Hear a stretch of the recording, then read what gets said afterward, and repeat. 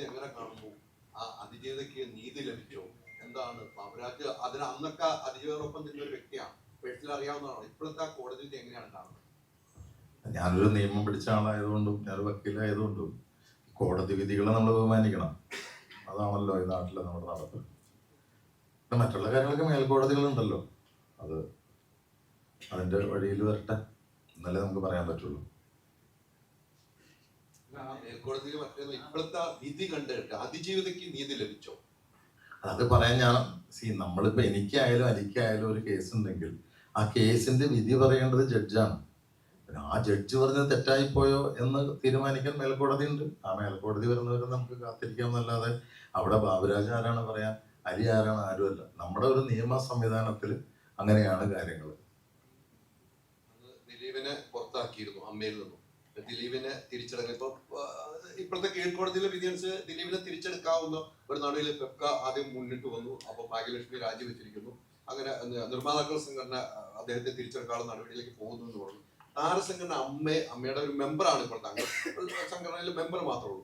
അത്തരം ഒരു തീരുമാനം വന്നാൽ താങ്കൾ എന്ത് ചെയ്യും? ഇപ്പൊ അമ്മയിൽ തിരിച്ചെടുക്കുന്ന ദിലീപിനെ എടുക്കുന്ന കാര്യമായിട്ട് വന്നാൽ അല്ല, അതെല്ലാം ഇനി അമ്മയുടെ ഭാരവാഹികൾ തീരുമാനിക്കണ്ടല്ലോ. നമുക്ക് അതിനകത്ത് പറയാനുള്ള ഒരു സ്കോപ്പ് എന്ന് പറയുന്നത് ജനറൽ ബോഡിയൊക്കെ വരുമ്പോൾ സംസാരിക്കാമെന്ന് മാത്രമേ ഉള്ളൂ. അതൊക്കെ അവരുടെ തീരുമാനങ്ങളാണ്. എല്ലാ അംഗങ്ങളും തീരുമാനിക്കുന്നത് പോലെയാണല്ലോ. അല്ലാതെ ബാബുരാജ് എന്ന് പറയുന്ന വ്യക്തി ഇപ്പോൾ ഞാനൊരു അംഗം മാത്രമാണ് താങ്കൾ പറഞ്ഞ പോലെ. അപ്പൊ അതൊക്കെ അവർ തീരുമാനിക്കട്ടെ. പിന്നെ ഓരോ സംഘടനയ്ക്കും തീരുമാനിക്കാനുള്ള അവകാശങ്ങൾ അവർക്കുണ്ടല്ലോ. കത്ത് തന്നാലാണ് ശരി. ഒരു നിയമമുണ്ടല്ലോ, അമ്മയ്ക്കൊരു നിയമമുണ്ട്. ആദ്യം പുറത്തായാലും പുറത്താക്കിയ ആളാണ് ആദ്യം അപേക്ഷ തരണം. അങ്ങനെ ഒരു കീഴ്വഴക്കം തന്നെ ആയിരിക്കും ദിലീപിനും ഉണ്ടാവും. അത് ഞാനല്ലല്ലോ പറയണ്ടേ. അതിപ്പോ തീർച്ചയായിട്ടും ബൈലോയിൽ എന്ത് പറയുന്നോ അതനുസരിച്ച് തീർച്ചയായിട്ടും വേണം. അതൊക്കെ ഇപ്പൊ ഭരണത്തിലുള്ള ആൾക്കാരല്ലേ തീരുമാനിക്കണ്ടേ. അവരത് നല്ല രീതിയിൽ മുന്നോട്ട് കൊണ്ടുപോകുന്നുണ്ട്. സ്ത്രീകളാണ്, അവർക്കറിയാം എങ്ങനെ കൊണ്ടുപോകണം. ഗംഭീരമായിട്ട് പോകുന്നുണ്ടല്ലോ. പിന്നെ അല്ല, പിന്നെ അവര് നന്നായിട്ട് പോകുന്നുണ്ടല്ലോ. എല്ലാവരും 17 പേരും അതിനകത്ത് ആത്മാർത്ഥമായിട്ട് പരിശ്രമിക്കുന്നുണ്ടെന്നുള്ളതാണ് എനിക്ക് മനസ്സിലാക്കാൻ സാധിക്കുന്നത്. അവരത് നന്നായിട്ട് കൈകാര്യം ചെയ്തോളൂ. സ്ത്രീകൾ തലപ്പത്തിരിക്കുന്ന സമയമാണ് അതിജീവിത വിഷയത്തിൽ. ആ സമയത്ത് പോലും ആ സംഘടനയിൽ ഒരു പ്രതികരണം ഇല്ലാത്തതിനെ താങ്കൾ എങ്ങനെയാണ് കാണുന്നത്? എന്തുകൊണ്ടായിരിക്കും അങ്ങനെ സംഭവിക്കുന്നത്? അല്ല, ഞാൻ ഈ സമയത്ത് ലാലേട്ടനെയാണ്. ഈ സമയത്ത് പാവം ലാലേട്ടനായിരുന്നെങ്കിൽ ദൂരം കഷ്ടപ്പെടേണ്ടോന്നല്ലേ. ഇപ്പോ ഇവരായതുകൊണ്ട് അവർക്ക് അതിൽ നിന്ന് എസ്കേപ്പ് ചെയ്ത് പോകാൻ പറ്റും. ലാലേട്ടൻ എങ്ങനെ ആയിരുന്നെങ്കിലും ഇതിന്റെ തലപ്പത്തായിരുന്നെങ്കിലും അദ്ദേഹത്തിന് ഒരു നിങ്ങളെല്ലാവരും കൂടി വീർപ്പ് പൊട്ടിച്ചാണ്. അപ്പൊ ഞാനിപ്പോ സത്യം പറഞ്ഞാൽ ലാലേട്ടൻ നിന്ന് മാറിയത് നന്നായി എന്ന് ചിന്തിക്കുകയാണ്. പിന്നെ ഇപ്പൊ നമുക്ക് ഇപ്പൊ ഈ ഒരു അവസരത്തിൽ നമ്മൾ ഇതിനെ കുറിച്ച് പറഞ്ഞ് വിവാദമാക്കേണ്ട കാര്യമില്ല. ഇതാണ് ഇപ്പൊ നമുക്ക് വരട്ടെ, ഇനി സമയങ്ങളുണ്ടല്ലോ. താങ്കൾ പറഞ്ഞതിൽ തന്നെയാണ് ചോദ്യം. ആ എസ്കേപ്പിസത്തെ താങ്കൾ എങ്ങനെ കാണുന്നു എന്നതായിരുന്നു ചോദ്യം. ആരുടെ? ഇപ്പൊ താങ്കൾ പറഞ്ഞു തലപ്പത്ത് മോഹൻലാൽ ആയിരുന്നെങ്കിൽ ഏത് നിലയിൽ ട്രീറ്റ് ചെയ്യപ്പെട്ടേനെ. ഇപ്പൊ ഉള്ളവര് മറുപടി പറയേണ്ടത് ഇപ്പൊ തലപ്പത്തിരിക്കുന്നുണ്ട്. താങ്കൾ പറഞ്ഞ പോലെ സ്ത്രീകൾ തലപ്പത്തുള്ളവർ അവർ മറുപടി പറയും.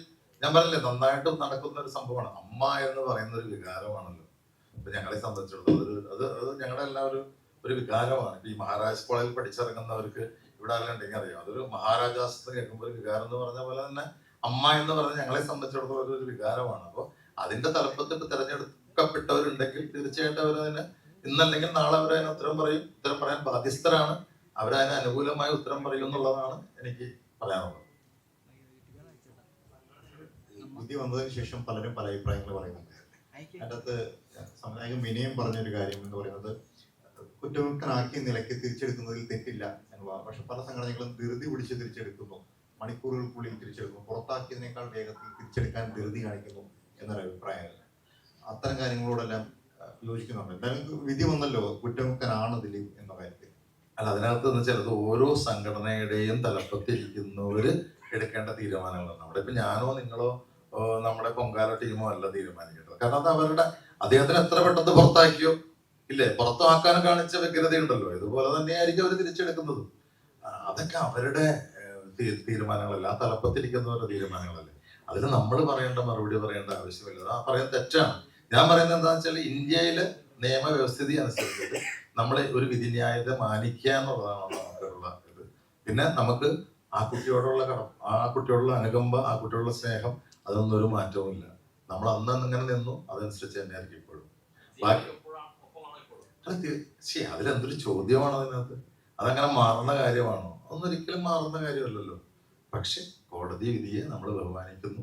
അതിനകത്ത് നമുക്ക് ഒരു നാണയത്തിന് രണ്ട് വശമുണ്ടെന്ന് പറഞ്ഞ പോലെ അതിൽ ഏത് വശമാണ് സത്യം എന്നുള്ളതാണ് നമുക്ക് അറിയേണ്ടത്, ഇല്ലേ? ഇപ്പൊ നമുക്കൊരു വിധി വന്നു, ആ വിധിയെ നമ്മൾ മാനിക്കുന്നു. അപ്പൊ നോക്കാം. അന്നും അതിജീവിതമായിട്ട് താങ്കൾ ഫോണിലൊക്കെ സംസാരിച്ചൊരു വ്യക്തിയാണ്. ആ വിഷയങ്ങൾ ഉണ്ടായിരുന്നു. ഇപ്പോൾ ഇത്തരം ഒരു സിറ്റുവേഷൻ അതിജീവിതമായിട്ട് നിങ്ങൾ സംസാരിക്കാൻ ചെയ്തിരുന്നു താങ്കൾ വ്യക്തി എന്ന നിലയിൽ? ഞാൻ ഉണ്ടായിരുന്നില്ല ഇവിടെ, ഞാൻ ഡെറാഡൂണിലായിരുന്നു. ഞാൻ സംസാരിച്ചിട്ടില്ല. എന്ത് സംസാരിക്കാനാണ്, ഇല്ലേ?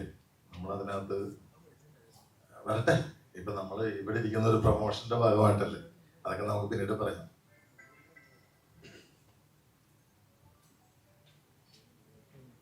നിങ്ങൾ വിചാരിക്കുന്ന കാര്യങ്ങളിലേക്കൊന്നും വരുന്നില്ല അല്ലേ?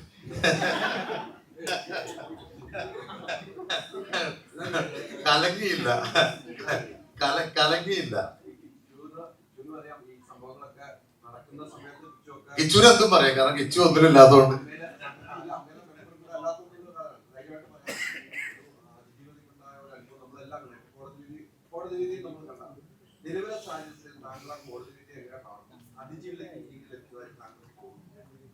ഇപ്പൊ ബാബുട്ടൻ പറഞ്ഞ പോലെ ഇവിടെ ഒരു കോടതി നിയമമൊക്കെ ഉണ്ടല്ലോ. അപ്പൊ അവരോട് നമുക്ക് ചോദ്യം ചെയ്യാൻ പറ്റുമോ? അപ്പൊ ഈ ചോദ്യം പോയി ചോദിക്കോടാ അഡ്വക്കേറ്റിനോട്, ജഡ്ജിയോട് പോയി ചോദിക്കുവോ?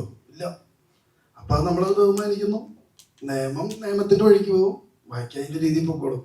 പിന്നെ ഞാൻ ഇതിനകത്ത് പറയാൻ ആരും അല്ല കേട്ടോ, ഞാനൊരു ആലോചനക്കാരൻ മാത്രം.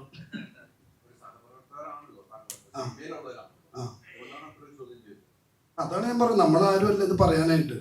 ഇപ്പൊ നിയമത്തിന്റെ വഴിക്ക് ഒരു ഇത് പറഞ്ഞല്ലോ, ആള് തെറ്റുകാരനല്ല എന്നുള്ളത്. അതിൽ നമ്മൾ വിശ്വസിക്കുന്നു. പുള്ളി തെറ്റുകാരനല്ലാത്തതായാലും നമുക്ക് സന്തോഷം. അങ്ങനെയൊക്കെ തന്നെ.